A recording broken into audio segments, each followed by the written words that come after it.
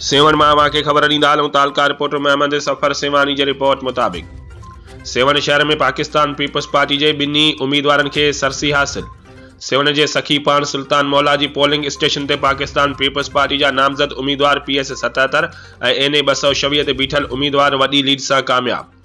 Presiding officer के result ॿुधाइण खां पोइ पाकिस्तान पीपल्स पार्टी जा कारकुन ऐं ward number 1 municipal committee seven जा अॻवान मुर्तज़ा ओठो, मोहम्मद कासिम लाखो, राशिद रिंद, एडवोकेट नईम अख्तर मेमन, एडवोकेट शेर अली ओठो, मोहम्मद सिद्दीक राहूजो,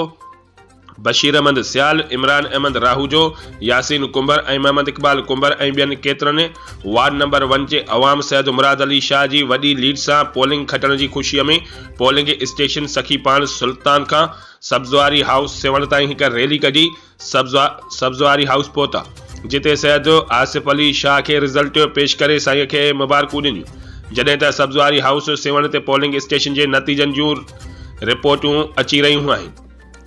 जंहिंजी कुछ पोलिंग स्टेशन के नतीजन मुताबिक पीपल्स पार्टी के उम्मीदवार के वही लीड होने करे कामयाबी मिली रही है, जैसे तो सब्ज़वारी हाउस सेवन में पीपल्स पार्टी के उम्मीदवार की कामयाबी जो जश्न हींअर खां ही जारी है।